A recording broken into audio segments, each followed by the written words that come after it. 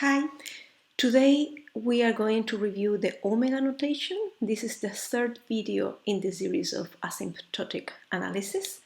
And let's start looking at this figure extracted from the guidebook.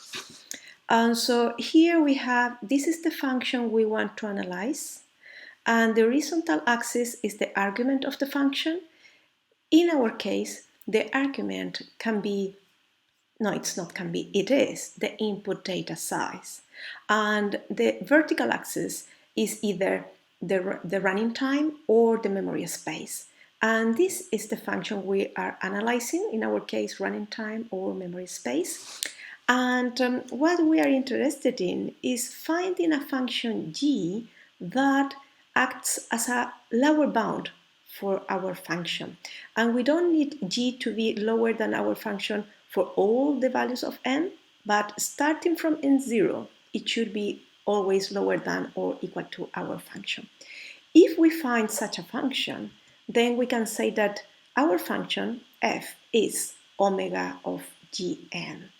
So you can see that this is a very analogous reasoning with respect to the big O notation, but big O notation is looking for upper bounds. We are now looking for lower bounds. So the formal definition of this is Fn is omega of Gn.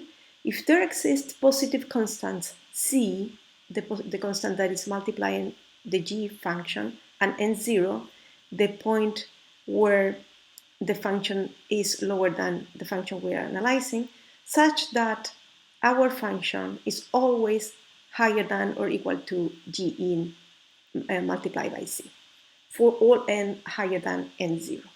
So it's a very analogous definition. And let's see an example. So let's say that we have a running time that is described by this function. So this is the black line here. And we have graphed the curve n to the square. And we can see that this curve is always lower than the running time for all values starting at 1.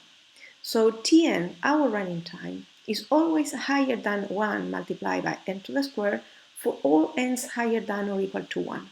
So given that this condition is met, we can say that Tn is omega of n to the square. And we can find, of course, several other functions that are lower than our black line.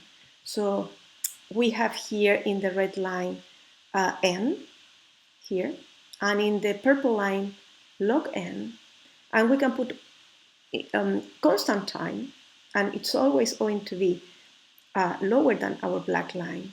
So we can find that our function is always higher than those functions multiplied by 1 for all numbers higher than this. So our function is omega of n squared of n log n.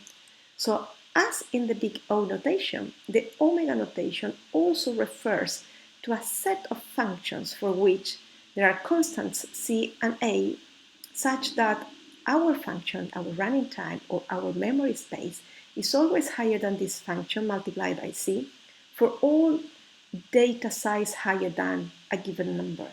So for example, if our running time is described like this function, we can say that Tn is omega of n to the square, n log n, 1, etc. All the functions that are lower than this according to that definition. That's for omega. We will finish with the theta notation in the next video.